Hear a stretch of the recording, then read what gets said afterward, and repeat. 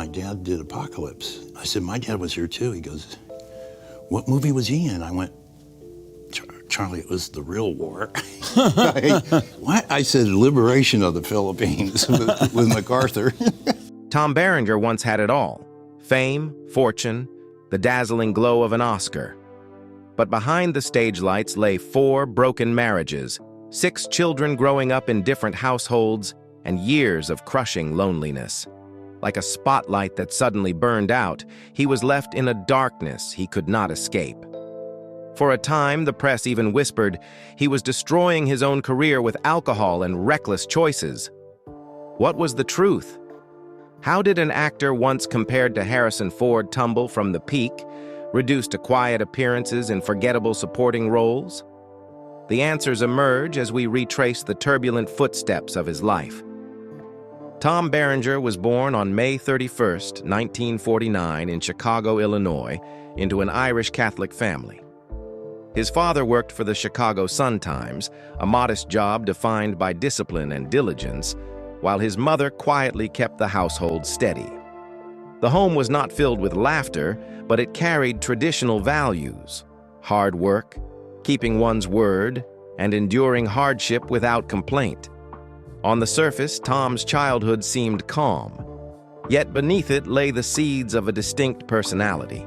He was quiet, observant, and early on developed a deep fascination with history. By the age of 6 or 7, Tom was already absorbed in stories of presidents, battlefields, and the great figures who had left their mark on America. Before ever considering acting, Berenger excelled in athletics at Rich East High School in Park Forest, Illinois. He played on both the football and basketball teams, honing discipline and endurance, qualities that would later ground his career in film. At the same time, he joined the school drama club and was a member of the Spanish class. Literature and English were his strongest subjects, sharpening his expression and nurturing his imagination.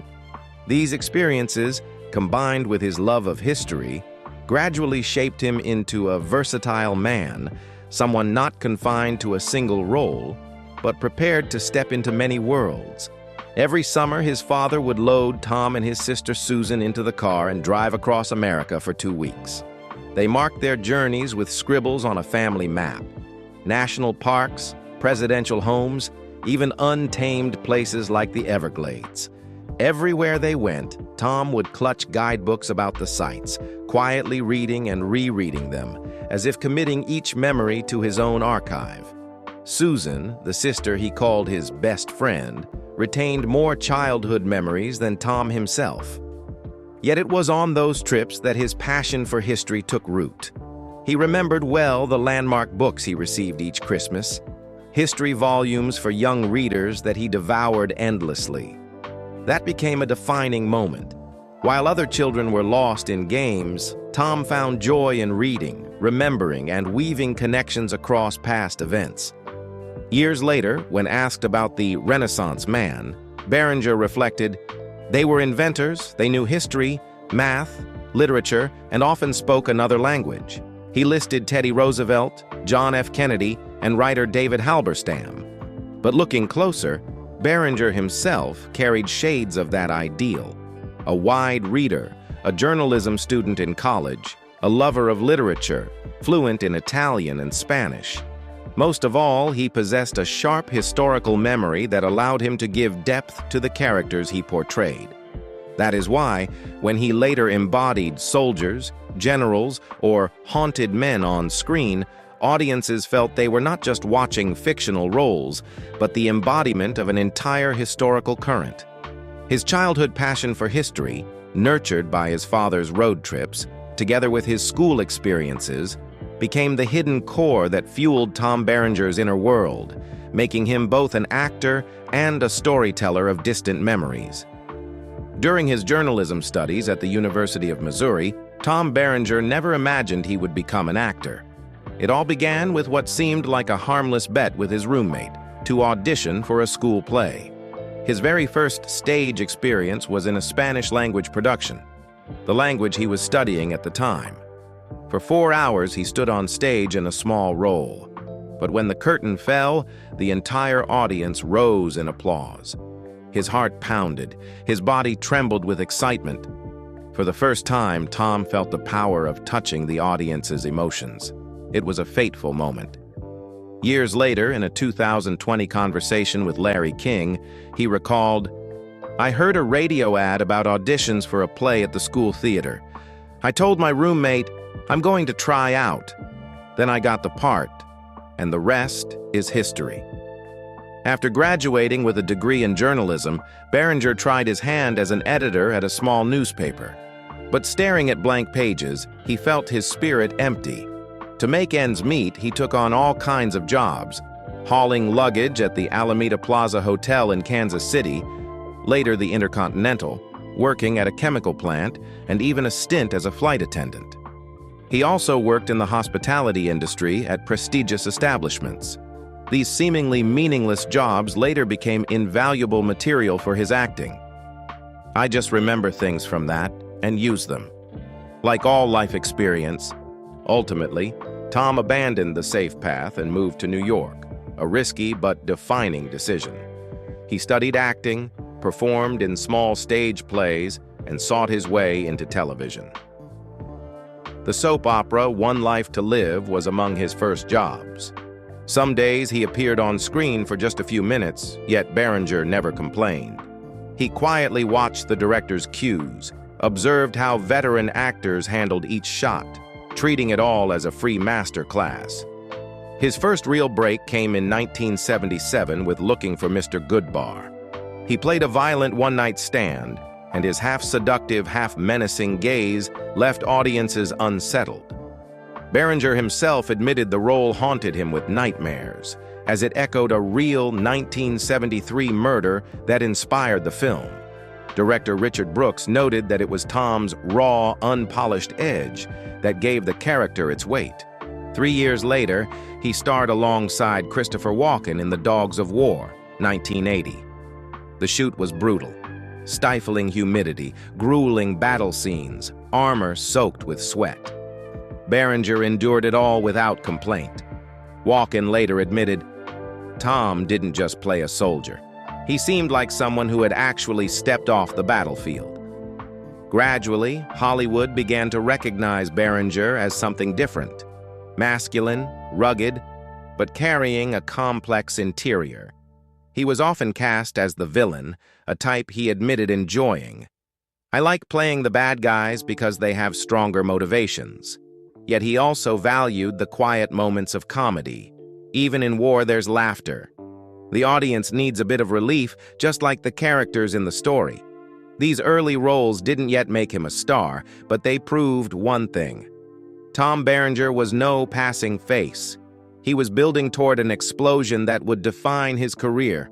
Platoon, 1986. The film that took him to the summit, but also chained his name to a lasting darkness.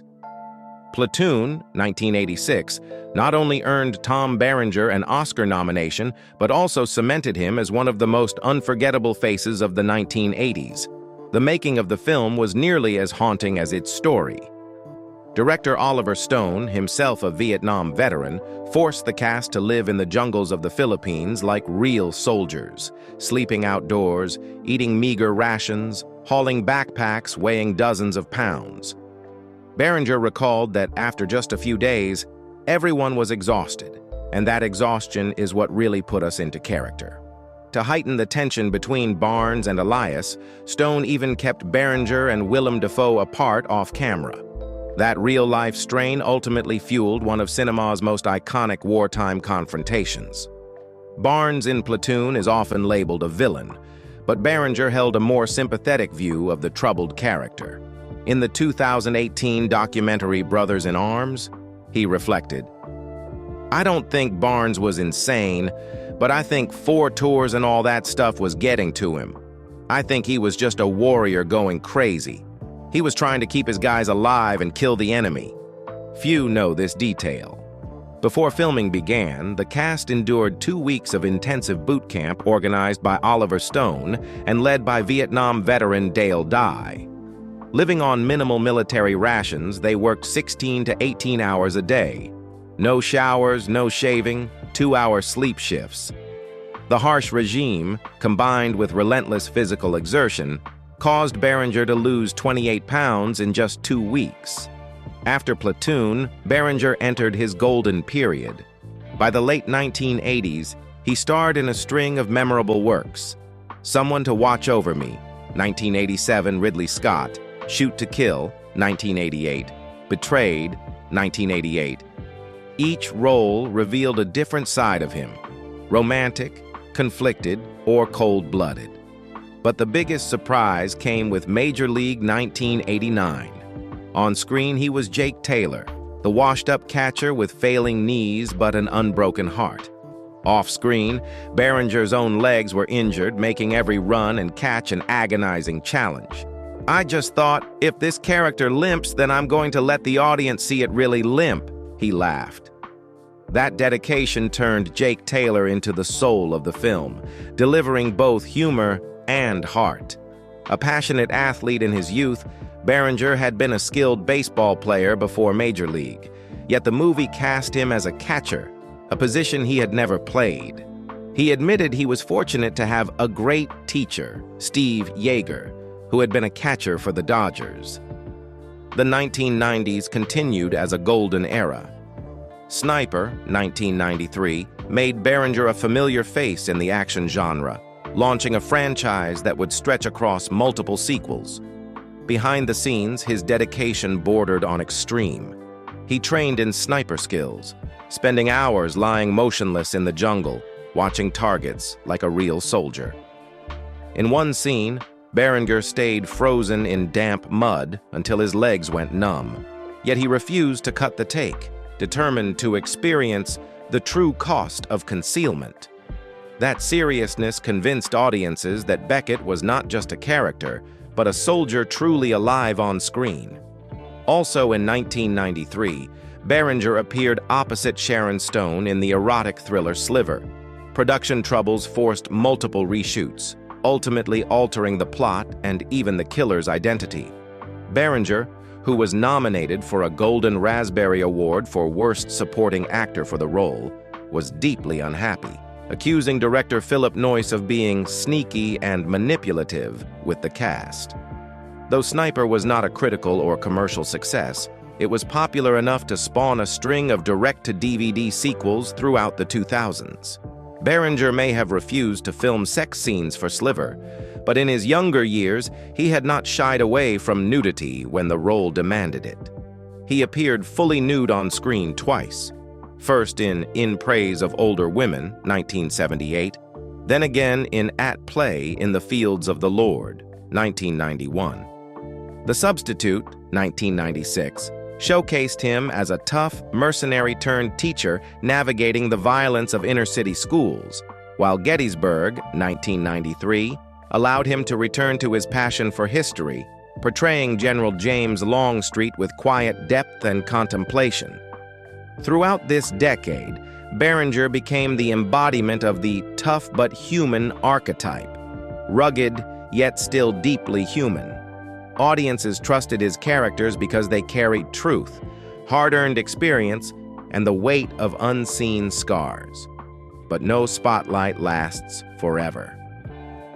As cinema shifted into the age of CGI, the traditional tough guy began to feel outdated. And Berenger, though still beloved, was forced to confront the truth. Stage lights never shine forever. Even as his stardom waned, Berenger left his mark as one of the most versatile actors of his generation, capable of brutality as Barnes, tenderness in Betrayed, or humor in Major League. Critics once dubbed him the face that sketched the dark corners of America, while audiences remembered him as a soldier, a figure he never abandoned, from Barnes to Beckett. That loyalty both elevated him to greatness and imprisoned him in his own shadow. Every actor dreams of an Oscar nomination, but if not, there's still honor in being part of a Best Picture contender. Berenger has appeared in 4: The Big Chill, 1983, Platoon, 1986, Born on the 4th of July, 1989, and Inception, 2010. Of these, Platoon was the only one to win. Tom Berenger's fourth marriage, to Laura Moretti, came in the twilight of his life. It was not just a relationship, but a love story so singular that people believed only a ruggedly magnetic leading man like Berenger and a lively, green-eyed beauty like Laura could write it. It all began with a blind date about 13 years ago. A mutual friend arranged a small dinner party of about 8 people, Tom recalled. At the time, he had just returned from filming Oltre La Porta in Italy, while Laura, daughter of an Italian-American family from Huntington, West Virginia, was also there. That very evening, the two carved out a private space for themselves. Clearly, Italian had become their language of love. Tom remembered his first trip to Rome in 1980. I often heard the film crew talking about food from morning until night. We Irish just say, "That's good," and move on. But in Italy, it's like a religion. And Laura is the same. Soon enough, they were sharing meals and adventures along the Amalfi Coast, in Florence, Siena, and especially Venice, a city Laura knew by heart from her family ties there. Laura grew up in a lively household, with a father who blasted opera and a home always filled with the smell of fresh-baked bread. People would stop by our house after school, and it was never quiet, she recalled. By contrast, Tom was raised in a reserved Catholic family with a shy mother and sister. Laura often teased that he was a true Gemini, gentle and quiet in real life, but bold and confident on screen. In 2012, when Hatfields and McCoys premiered at the Keith Albee Performing Arts Center in Huntington, Laura's hometown, Tom surprised her with a proposal on stage. Laura had hoped for a private moment, but under the lights and before the audience, she blushed, sinking into her seat. The next day, a photo of the bashful bride-to-be covering her face appeared on the front page of the local paper. Not long after, on September 8, 2012, they were married. Just 2 weeks later, Tom won the Emmy for his role as Jim Vance in Hatfields and McCoys. People remembered not only the victory, but also the dress Laura wore, designed and sewn by her own hands. When reporters asked, "Who are you wearing?" Tom quickly replied, "That's Laura of Moretti." Laura had been handy since her school days. Tom recalled, "She once made a pair of jeans by herself. All the girls gathered around asking to buy one, but Laura laughed, saying, 'I don't own a factory. Denim's tough.'" To this day, living together, he proudly recounts that story. Now, the two live like modern nomads, traveling in their marathon RV. Tom fondly calls Laura the little sister of Steve McQueen because she's skilled with mechanics, adept at driving, and maintains the RV herself. They also own a small home at the Pelican Lake Luxury Motorcoach Resort in Naples, Florida. Just 308 square feet, yet enough for family meals, sunsets, and welcoming friends. Winters in Florida, summers in Europe, that is the balance of yin and yang they've discovered together. Laura recalled, "This summer, we rode over 8,000 miles cross-country on the motorcycle, across the prairies of South Dakota, the mountains of Wyoming and Montana, then on to Yellowstone, the Bighorn Range, and Cody. No matter where they went, they kept their family rhythm. Every morning, he turns on the frother for coffee, and I think, where are we? Oh, just a rest stop. But everything still feels like home." This was the happy ending Berenger had long sought. After 4 marriages and 6 children, he had finally found a peaceful home. To Laura, Tom was no longer the man of steel on screen, but a gentle husband who had discovered balance after a lifetime of wandering. And perhaps that became his greatest role of all, the role he played in his own life. Today, Tom and Laura live as full-time nomads in their RV, bringing warmth and humor wherever they go. They make friends everywhere, leaving impressions through their sincerity. "When we came to Marathon to look at coaches, everyone was so kind," Laura remembered. "Casey was sweet and innocent, never pressured us. Joe was there, listening to the changes we wanted to make. By the time we left, we had become friends with everyone. Later, Tom even got an email from Steve Schoellhorn. "Heard you got a bus. Thanks. How's it going? How's everyone treating you?" And then we met him at the Daytona 500 last year. Truly a good, friendly guy. Eager to spend more time at Marathon, the two began building a new small home at the Pelican Lake Luxury Motor Coach Resort in Naples, Florida. Tom described it as having the spirit of a modern New York loft, yet with Art Nouveau and Art Deco influences. With 4 gabled roofs, an open floor plan, and 2 chandeliers, it would be a space to cherish life's simplest treasures: family time, meals with friends, and sunsets. Laura admitted candidly, "I can't believe how excited I am about a house only 308 square feet. Our goal now is to live at Marathon, since we haven't decided where to buy a permanent home or what to do. Big houses with lawns scare me a little because we once spent so much time trying to sell our old home. I still don't want to get tied down with another big house. We ended up buying in Naples because we love it. It'll be our little winter hideaway. And whenever we can, we'll go back to Venice because I've always wanted an apartment there. So we'll live in America in the winter and in Europe in the summer. That's our yin and yang." In that balance, Tom and Laura complement each other like 2 opposing poles. Laura calls Tom 99.8% creative, while he compares her to Steve McQueen's sister, little sis of Steve, with her passion for mechanics.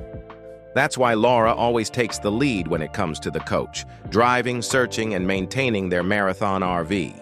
She knows the coaches so well, how they operate, and every technical detail, Tom said proudly.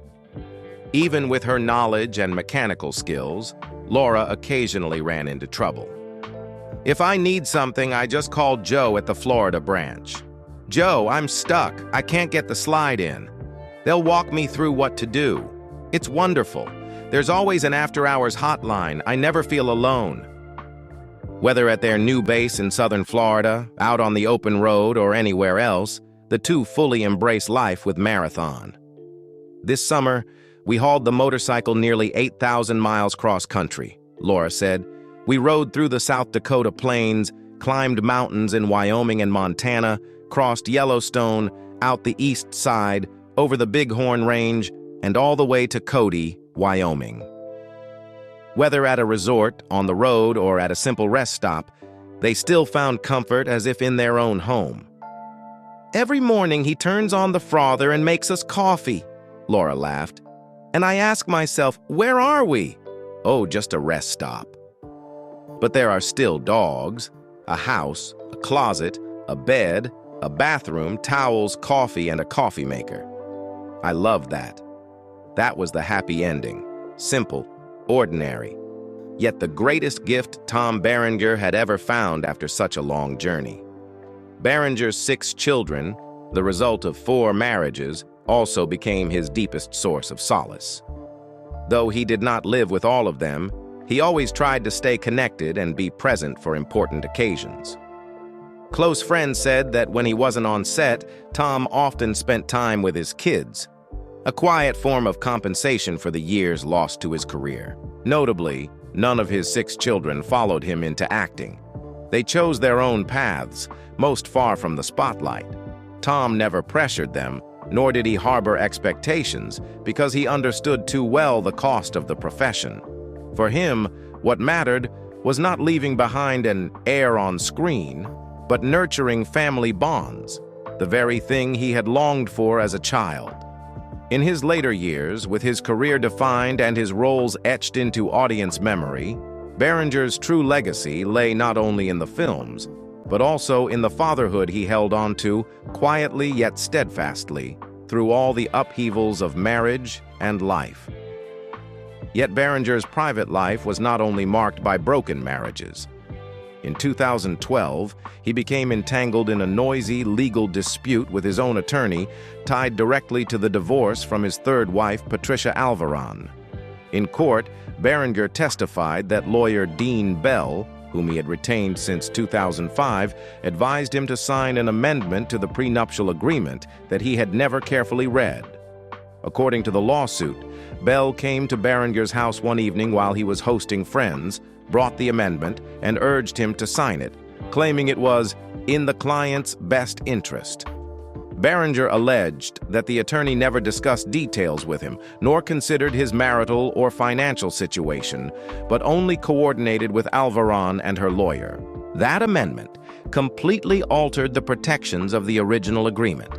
It required immediate payment to his wife, revised estate plans to grant her 50% if he died, and gave her 50% of his retirement account interest. More severely, it even opened the door for Alvaron to claim a share of his future income, something the original agreement had excluded. Berenger said these terms prolonged the 2011 divorce and forced him to accept conditions significantly less favorable, costing him over $100,000. As a result, he sued Dean Bell and his law firm in Beaufort County Court, seeking compensatory and punitive damages for breach of contract, breach of fiduciary duty, and professional misconduct. He was represented in the case by attorney Thomas Pendarvis. It was one of the rare times Tom Berenger's name surfaced in the press for legal trouble. And as with many of his life's upheavals, he chose silence before the public, avoiding verbal battles. At the same time, rumors of drinking and substance abuse circulated, though never substantiated. He maintained his habit of steering clear of the media, as if preferring to let the characters on screen keep speaking for him. After all the upheavals, Tom Berenger chose to step away from the whirlwind of Hollywood. Today, he lives mainly in South Carolina and Utah, far from noise and scandal. No longer a box office star, he enjoys a quieter life with his fourth wife, Laura Moretti. Laura did not come to him during his brightest years, but in his 60s, when the spotlight had already faded. That timing made their bond stronger, built not on fame, but on shared understanding. They appear together at certain events, but most of their time is spent on simple evenings, peaceful trips, and a home with no room for drama. Though he does not live with all 6 of his children from previous marriages, Berenger still makes an effort to stay connected, showing up for important moments. Friends say that when he is not on set, he devotes much of his time to his children, a quiet way of making up for the years once lost to his career. In his twilight years, Tom Berenger no longer seeks roles to prove himself. He has chosen silence, leaving audiences with the memory of a rugged face and characters that carried both strength and scars. And perhaps that is how he wishes to be remembered. Not as a loud star, but as an artist who lived fully through each role and stepped away quietly when the lights dimmed. In 2025, Berenger has returned once again with Sniper, The Last Stand, as well as reprising his role as Louis Gates in Last of the Dogmen 2. A sign that he still pursues acting with depth, not for fame, but for the desire to tell stories. At the same time, Berenger has begun to open up more. Recent interviews suggest he is willing to reflect on the changes in his life, while still preserving the privacy that has always defined him. Tom Berenger may not have been a name always listed among Hollywood's A-listers, but the legacy he left is enduring and indelible. From Platoon, 1986, where he turned Sergeant Barnes into a symbol of moral decay in war, to Sniper, 1993, the franchise that made him a fixture of the action genre, Berenger created characters that transcended the screen, becoming icons in popular culture. What set Berenger apart was his ability to fuse physical toughness with emotional depth. He was never just the tough guy with a gun, but a face carrying invisible wounds. In Major League, 1989, he revealed yet another dimension, a soul that could laugh, hope, and hold on to faith even when everything else had crumbled. Berenger's influence has reached later generations. Actors like Josh Brolin, John Bernthal, and even Tom Hardy have often been compared to him, the kind of performer who is raw yet profound, able to turn villains into haunting presences and heroes into emblems of endurance. In film classes, Barnes in Platoon and Beckett in Sniper are frequently cited as prime examples of how an actor can breathe real life into familiar archetypes. He never chased noise, never lived off scandal. Berenger let his work speak for itself, and that silence became its own declaration. He didn't need the glare of fame to be remembered, only unforgettable characters. For a younger generation of actors, Tom Berenger stands as proof that true power lies not in how long you remain in the spotlight, but in whether the roles you leave behind continue to live on in the audience's memory. Throughout his life, Tom Berenger walked through roles shrouded in darkness, yet from them he revealed to audiences the true power of light. Though often cast as the villain on screen, in real life he chose peace, simplicity, and a late-blooming love that proved enduring. His greatest legacy is not only the unforgettable films he left behind, but also the reminder that one can stumble, one can lose, and still always find the chance to reclaim peace. And you? What do you see in Tom Berenger's journey? A cautionary tale or a source of inspiration? Share your thoughts, and don't forget to follow the channel to keep walking with us through the emotional stories behind Hollywood's legends.